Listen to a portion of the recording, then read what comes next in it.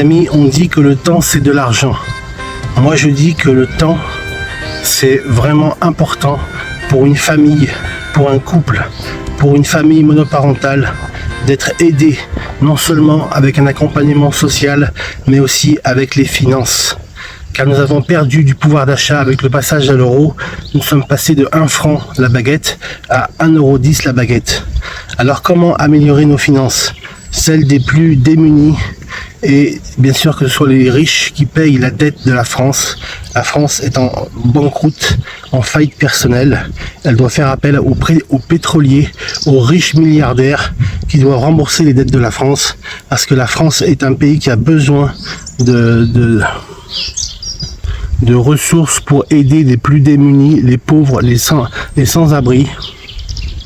La France a toujours eu un cœur pour autrui. Alors parlons un peu de nos finances pour les améliorer.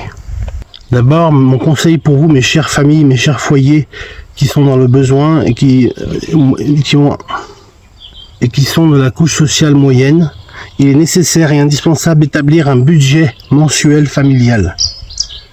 Toute gestion financière commence toujours par une bonne planification.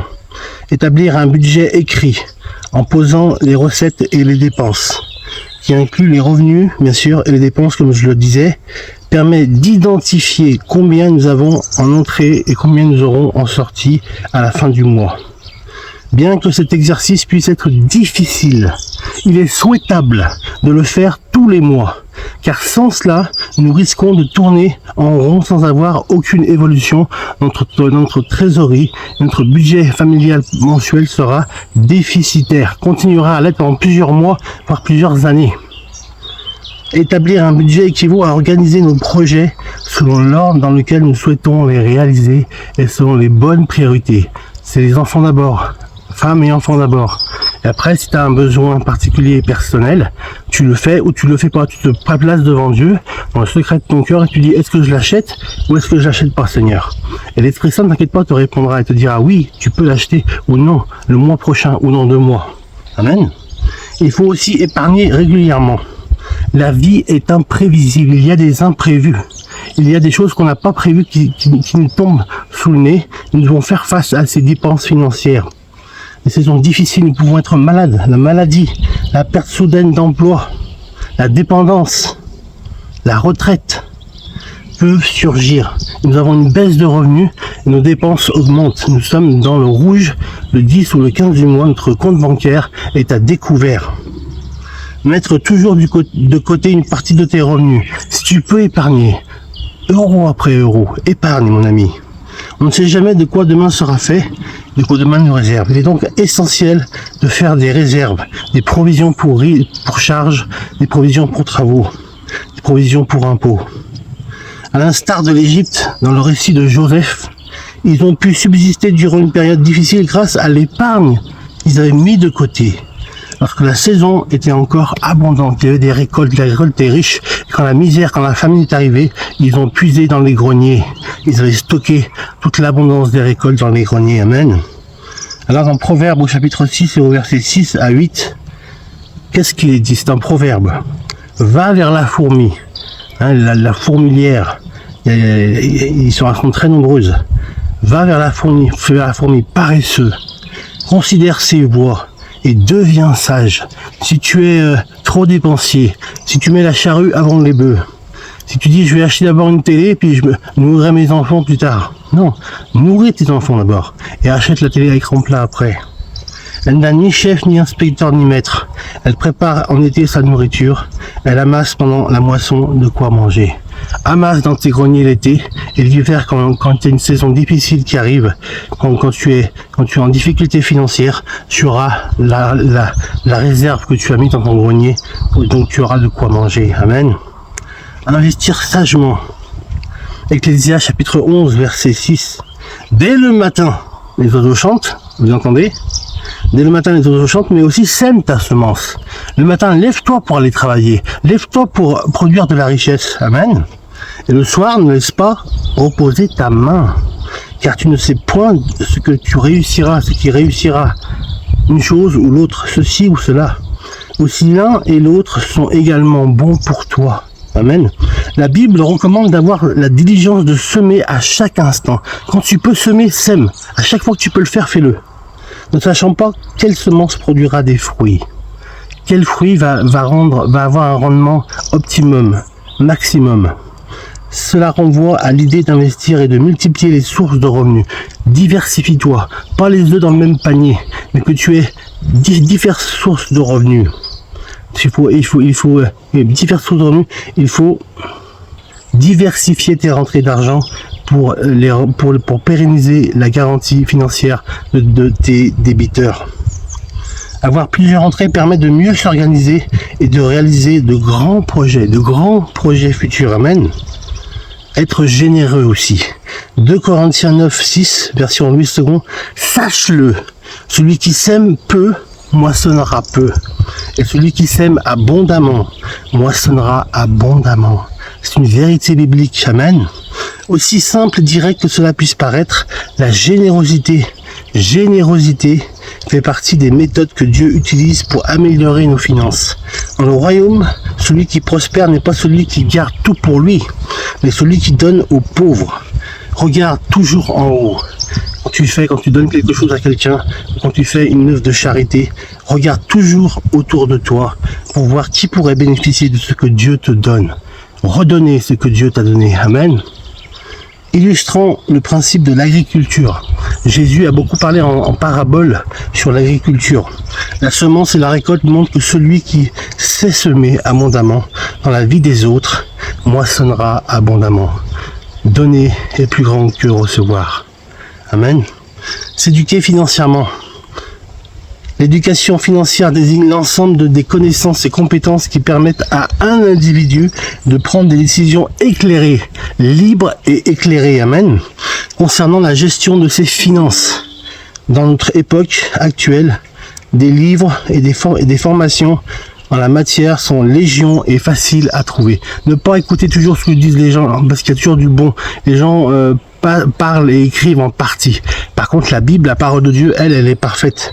Amen. Alors, investis dans la connaissance. Il faut vraiment que tu apprennes vraiment ce qui est, faire la part entre ce qui est bon et ce qui est mauvais pour toi. Amen. Et retiens que le bon. En appliquant ces précieux principes et conseils avec diligence. Diligence, ça veut dire que nous devons vraiment avoir de la sagesse et du discernement et redéfinir nos priorités. Ce n'est pas d'abord la PS4 qui est important. C'est d'abord de nourrir sa famille, donner à manger à son fils, à sa fille, à sa femme, à son mari. La fin de l'année peut être couronnée d'un immense sentiment d'accomplissement et de satisfaction. Si tu as économisé sou après sou, tu as mis dans le bas de laine tout ce que tu as d'excédentaire dans le mois, chaque mois, tu as 12 mois. Si tu mets 100 € de côté tous les mois, ça te fait à la fin de l'année 1200 €. Mes amis, je suis un travailleur social chrétien. J'ai été administrateur d'une association qui avait un budget de 3 millions d'euros, sans équivalent temps plein. Donc nous aidions des usagers qui étaient dans le besoin, des migrants, surtout des pays de l'Est et pays du Maghreb. Et ces personnes, nous ne les jugeons pas parce que ce n'est pas elles qu'on juge, c'est leurs problématiques, ce sont des cas sociaux. Ils ont besoin d'assistance, d'aide. Et nous, notre famille, nous étions bailleurs sociaux privés. Nous lions à ces associations qui sous-louaient à des occupants. Et notre mission était accomplie quand l'occupant devenait locataire, quand il y avait un glissement de bail. Amen.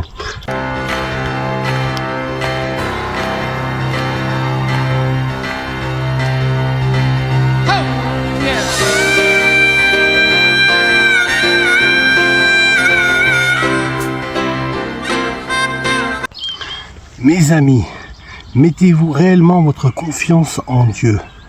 Pratiquez-vous le lâcher-prise. C'est ce que je vais faire maintenant. Faire confiance à Dieu doit être un choix délibéré, libre et éclairé, qui dépasse les circonstances ou les apparences, car les apparences sont trompeuses. Amen. Cela doit être le fruit d'une décision bien réfléchie, après avoir posé le pour et le contre. Basé sur les promesses données dans la Bible, la parole de Dieu, que nous avons eu le temps d'étudier et de sonder dans notre cœur. et de croire de façon ferme et définitive que c'est la bonne décision que nous avons prise. Amen. Quand on lit l'Ancien Testament, il est triste de voir que le peuple d'Israël, qui manquait de fermeté dans toutes ses décisions et dans son engagement envers son Dieu, l'Éternel Dieu des armées, le Dieu d'Abraham, d'Isaac et de Jacob, le Dieu de la promesse, était toujours en train de remettre en question sa confiance dans le Seigneur lorsqu'il traversait les épreuves et les difficultés. On peut le constater lors de la sortie d'Égypte, tout comme après l'exploration de la terre promise, à cause de leur endurcissement, de leur cœur, de leur manque de fermeté vis-à-vis de Dieu. Ils ont désobéi une nouvelle fois. Ils ne faisaient que obéir pour un temps, puis désobéir in fine. Tout comme après l'exploration de la terre promise, à cause de leur endurcissement, ils ont désobéi à Dieu et le Seigneur les a jugés, les a condamnés. Mais il les a ensuite revenus vers eux, et sans cesse revenus vers eux, parce qu'il aime le peuple, il aime son peuple, le peuple d'Israël. Vous devez être ancré en Christ. Mon ancre et ma foi, c'est toi, Seigneur. Dans sa parole et savoir que pourquoi vous faites confiance à Dieu. Mon ami, je te pose la question. Pourquoi tu fais confiance à Dieu? Quelles sont les raisons suivantes et les raisons réelles? Quelles sont les raisons pour lesquelles tu fais confiance à Dieu? Réponds-moi s'il te plaît ici. Sinon, faire confiance va s'envoler comme un petit oiseau. Vous entendez les oiseaux, je vais me taire. Les oiseaux, ils s'envolent. Ils s'envolent, ils se nourrissent. Votre Père Céleste les nourrit. Alors ne vous inquiétez pas du lendemain. Parce que le lendemain se suffira à lui-même. Amen. Vous êtes, quand vous vous inquiétez comme un petit oiseau, à la première difficulté, vous serez dans la confusion. Confusion. Vous devez prendre position devant l'Éternel et devant le diable. Car dans le psaume 13, il est écrit au verset 6, « Moi j'ai confiance en ta bonté, Seigneur Jésus, Éternel Dieu des armées. J'ai de l'allégresse dans le cœur à cause de ton salut. Je chante à l'Éternel, car il m'a fait du bien. Moi j'ai confiance en ta bonté. Moi j'ai confiance en ta bonté. J'ai de l'allégresse dans le cœur à cause de ton salut. Je dis allez, je loue à l'Éternel, car il m'a fait du bien. Ayez confiance en Dieu. Renouvelez vos vœux avec le Seigneur. Demandez pardon pour les péchés que vous avez commis. Reconsidérez vos voies. Approchez-vous du trône de Dieu avec assurance pour être secouru dans tous vos besoins. Alors comment comprendre la bonté infinie de Dieu à notre égard? Moi j'ai confiance en ta bonté. C'est très important. Parce qu'il faut avoir expérimenté la bonté de Dieu pour pouvoir se confier en elle. En avoir entendu parler ou la chanter est une chose, mais la pratiquer dans son cœur, dans le secret de son cœur en est une autre. Dans la religion protestante ou catholique, ou orthodoxe ou anglicane, il n'y a pas de vie, il y a seulement des paroles et des préceptes. Et il est possible de parler de la bonté de Dieu, de raconter ses merveilles. Amen. Je louerai l'Éternel de tout mon cœur, je raconterai toutes ses merveilles. C'est un cantique, un vieux cantique que j'aimais beaucoup aussi, que j'aime beaucoup chanter. L'humanité aujourd'hui, c'est la guerre, c'est la misère, c'est les crimes contre l'humanité, c'est le mal qui s'acharne et qui se défoule sur notre terre. Alors croyez-vous que les hommes vont changer, mes amis? Croyez-vous que les hommes peuvent changer et devenir des hommes de guerre, devenir des hommes de paix? Non, non, non. La nature de l'homme est pécheresse. L'homme est un pécheur. Il a besoin de repentance. Il a besoin de se sentir pardonné de tous ses péchés. Amen. Le cœur de l'homme est un cœur ténébreux. Un cœur rempli, avide de pouvoir, d'argent. Le pouvoir de l'argent. Le pouvoir des terres, des territoires. J'en veux toujours plus et encore et encore et encore. Et je fais la guerre, j'envoie des innocents se battre pour résoudre un conflit. C'est quoi? C'est un conflit d'intérêt? Oui, c'est un conflit d'intérêt. Par rapport au pétrole, par rapport à l'argent, par rapport au gaz. Tout ça, c'est de l'argent. Le nerf de la guerre, mes amis, c'est l'argent. Tout est centré et auto-centré sur l'argent et le pouvoir de l'argent. Ces gens-là n'ont aucun scrupule. Ils envoient des malheureux, ils envoient des innocents se faire tuer sur le champ de bataille. Tout ça pour quelques pétrodollars. Ça, c'est pas la volonté de Dieu, mes amis. C'est les hommes qui font la guerre. Dieu, lui, donne la paix. Je l'ai déjà dit hier ou avant-hier. Les hommes font la guerre, mais Dieu donne la paix. Amen. Alors, vivre dans la joie du salut, dans tout ce méli-mélo mondial, tout ce bazar politico-financier. Comment vivre dans la joie du salut, notre Sauveur et Seigneur, le Seigneur Jésus. J'ai de l'allégresse dans le cœur à cause de ton salut. Je suis dans la joie quand on me dit allons à la maison de l'Éternel. Amen. Le salut, si vous préférez, c'est la délivrance que Dieu manifeste dans notre vie. Je répète, le salut que Dieu donne, que Jésus donne dans le cœur, ou si vous préférez, c'est la délivrance que Dieu manifeste dans votre vie.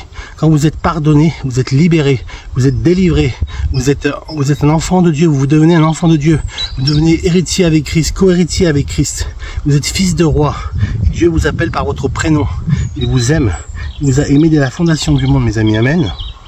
Il arrive parfois que nous traversions des situations qui dépassent notre propre capacité d'entendement et de les surmonter. Il n'est pas possible pour nous de les surmonter humainement, avec nos forces et nos capacités physiques et intellectuelles que Dieu nous a données. Pourtant, Jésus est le Sauveur. Nous pouvons nous réjouir car nous avons en notre Dieu un Dieu qui sauve avec puissance, avec toute la puissance que Dieu t'a donnée. Tu peux renverser des montagnes, mes amis, mon ami.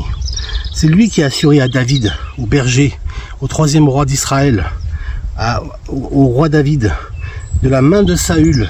C'est lui qui a sauvé Daniel de la fosse au lion. C'est le même Dieu. Nous avons le même Dieu. Le Dieu qui a sauvé David de la main de Saül et le Dieu qui a sauvé Daniel de la fosse au lion. C'est le même Dieu, mes amis. C'est le même Dieu.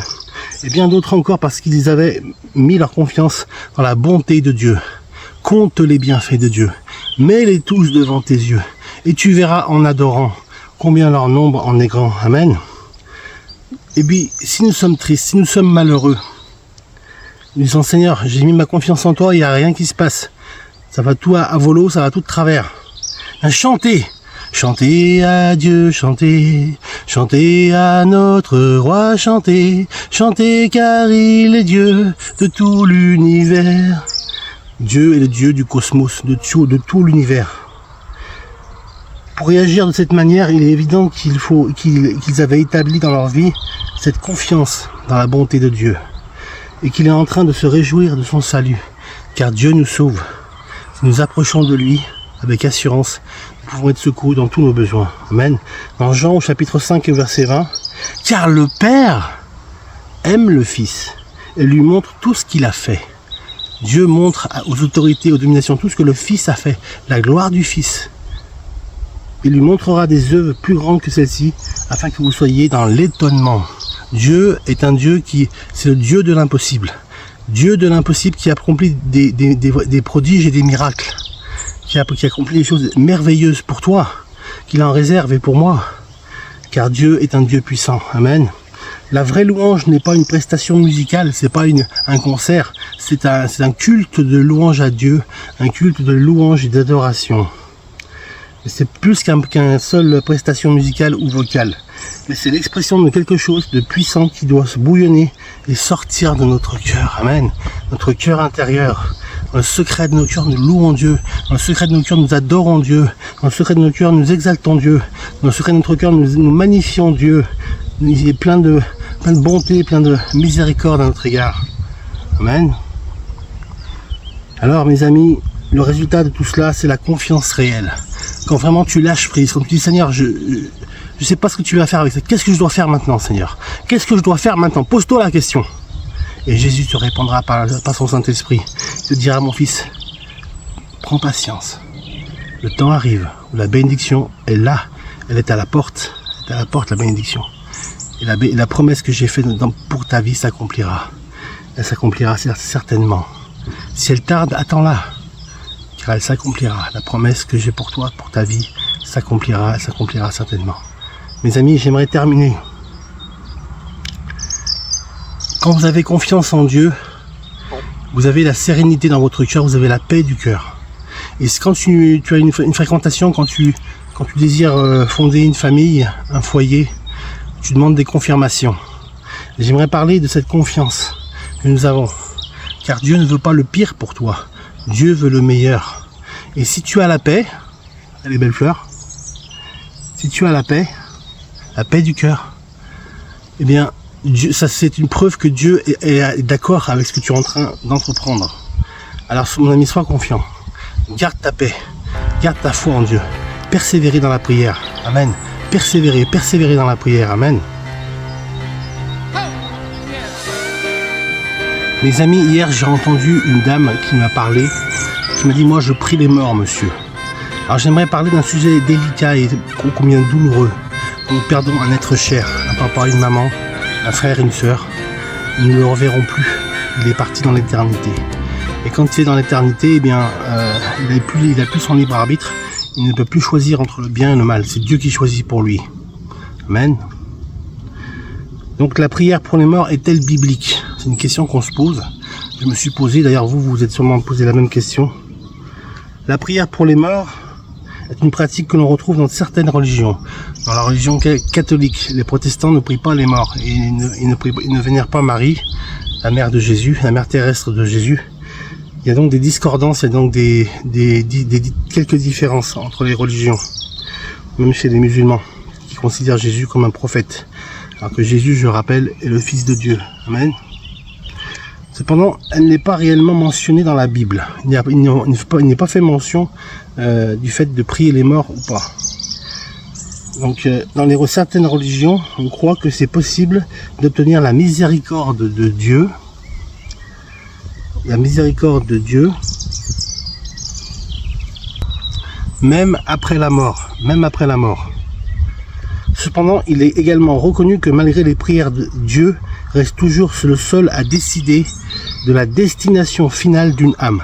C'est Dieu qui décide depuis la fondation du monde, c'est Dieu qui décide quelle âme est sauvée. Parce que quand il y a eu la rébellion de Satan, Dieu, il a entraîné Satan, un tiers des anges dans sa chute. Donc il y a les 2 tiers qui sont restés avec Dieu l'Éternel des armées. Et un tiers qui est parti avec Satan. Il est descendu du ciel, le ciel le plus haut, le plus élevé des cieux. C'est là où il y a Jésus, qui est à la droite de son Père. Ils sont tous sur ils sont assis sur leur trône. Et donc Dieu seul connaît la destination des âmes. C'est Dieu qui a choisi. Dieu a choisi avec son Fils Jésus et l'Esprit Saint, ils ont choisi ceux qui étaient sauvés. La Bible nous dit dans Apocalypse chapitre 1 verset 18, 12 secondes, « J'étais mort et voici je suis vivant au siècle des siècles. Je tiens les clés de la mort et du séjour des morts dans ma main. » Dieu peut nous faire la grâce de voir l'état d'une personne que nous avons aimée après sa mort. Il est possible d'avoir des images, des images qui nous viennent des bons moments qu'on a passés avec la personne défunte.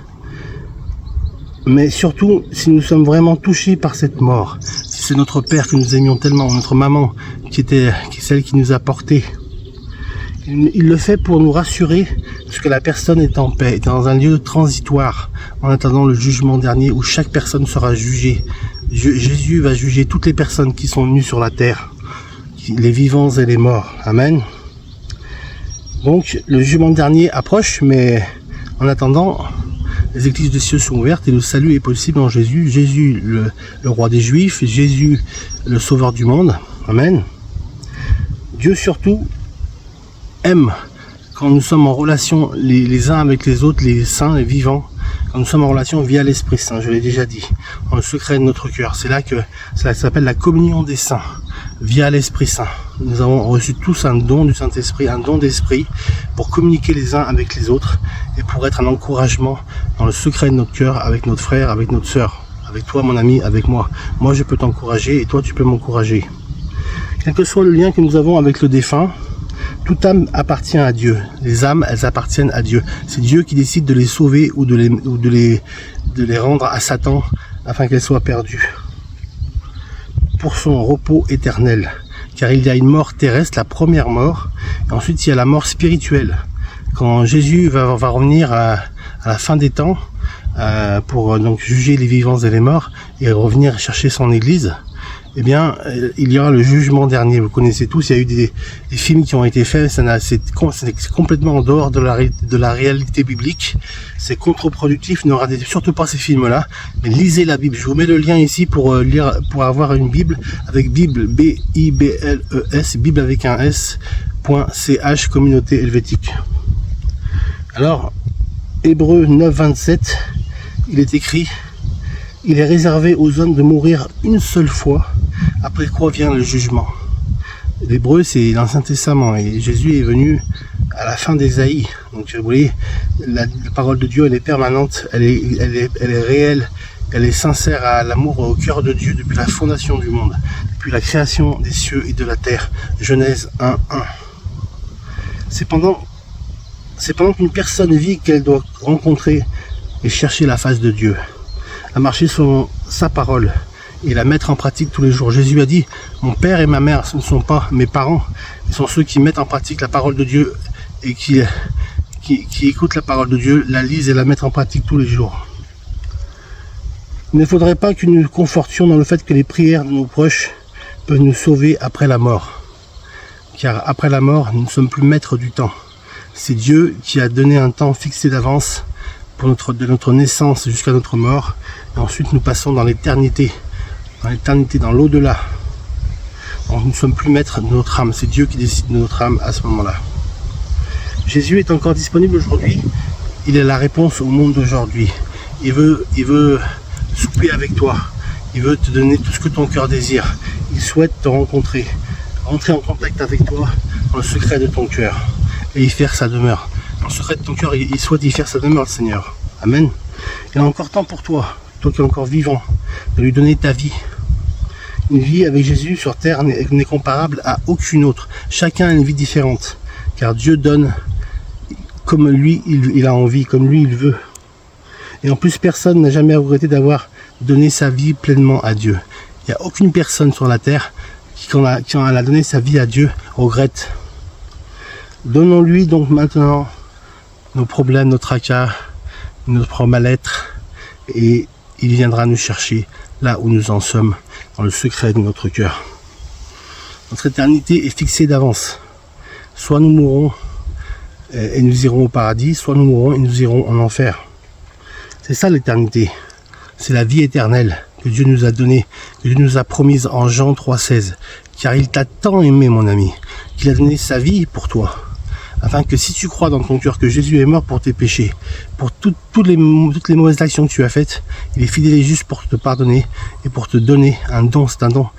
Car Jésus a tant aimé le monde qu'il a donné son Fils unique, afin que quiconque croit, il suffit pas même pas de faire une action, tu crois seulement dans ton cœur, crois que Jésus est ton sauveur, crois que Dieu, son Père, t'a créé à l'image, à son image, à l'image de Dieu. Il t'est réservé une couronne de vie, une harpe d'or, un beau palais. Tu seras au festin des noces de l'agneau. L'agneau, c'est l'agneau de Dieu qui ôte le péché du monde. C'est Jésus-Christ, l'agneau immolé pour nous, les pécheurs. Et c'est par ses meurtrissures, c'est par la passion qu'il a eue à la croix. Il a vaincu la mort pour toi, mon ami, parce qu'il t'aime, parce qu'il t'a tant aimé dès la fondation du monde. Regardez ces belles fleurs. Jésus nous dit: quand vous versez devant moi un parfum de bonne odeur, je me réjouis. Jésus se réjouit quand nous nous repentons, quand nous disons: Seigneur, je ne suis pas maître de mes actions, de mes sentiments, de mon comportement. Mais toi, je sais que tu es Dieu, tu es tout puissant. Il y a un petit cœur et un grand Dieu. Un Dieu aussi grand, aussi puissant, aussi fort. Comment a-t-il pu accepter de me choisir moi, Sam, pour siéger dans mon cœur? Mais pour moi, c'est un mystère, c'est le mystère de Dieu, c'est le mystère de la foi. Je ne comprends pas pourquoi un homme si avide de péché, je pêche tous les jours pratiquement. Pourquoi il m'a choisi moi? Est-ce que je suis meilleur que toi, mon ami? Est-ce que moi, Sam, je suis meilleur que toi? Je ne le pense pas. Mais Dieu m'a choisi. C'est par amour, c'est sa grâce, c'est par grâce qu'il m'a choisi. Il m'a choisi parce qu'il m'aime, il m'aimait dès la fondation du monde. Et il a écrit mon nom et celui de mon épouse dans le livre de vie. Il a écrit mon nom est écrit. C'est pour ça qu'il ne nous lâche pas. Vous savez, les dates, on dit toujours les dates. Pourquoi Dieu, je terminerai par là, pourquoi Dieu nous donne des repères et il nous dit regarde, on est quelle date aujourd'hui? Et oui, ça fait 10 ans que papa est parti et j'ai une grande bénédiction. Les dates sont très importantes pour Dieu. C'est un signal, c'est une référence que nous pouvons avoir dans notre cœur. Oui, je me rappelle, Dieu me rappelle, Dieu me met en mémoire qu'il y a 3 ans, 3 jours et 3 mois que j'ai perdu ma chère maman. Les dates sont très importantes pour Dieu. Ce sont des signaux d'alarme. Il disait, je suis là. Tu me lances un SOS. Moi, je suis là pour toi. Alors, j'aimerais prier maintenant, mes amis, pour ces 3 prêches que j'ai fait aujourd'hui. Seigneur, tu vois, j'ai prêché aujourd'hui, Seigneur, sur les finances. Aide-nous à avoir de la sagesse, à reconsidérer nos priorités et à te donner nos finances. Et nos finances soient vraiment soumises à l'autorité de Dieu. Pour les dîmes aussi, mais aussi pour le budget familial. Seigneur, je te prie vraiment de bénir les personnes qui sont en difficulté financière, afin que tu les aides vraiment à retrouver un gain et un bénéfice à la fin du mois, réduire leurs coûts et augmenter leurs recettes, puissent travailler plus pour gagner plus. Amen. Apprends-nous, Seigneur, aussi à te faire confiance, à te faire plus confiance, à mettre en toi notre confiance et à vraiment ne pas douter de ton amour pour nous. La 3e chose, c'est merci Seigneur parce que on n'en a pas d'idée claire par rapport à si on doit prier les morts ou pas. Et moi je prie les vivants parce que Seigneur, tu es dit dans ta parole que ta parole est la vérité. Alors que Seigneur, tu mettras en nous la conviction de faire ou de prier ou de ne pas prier. Amen.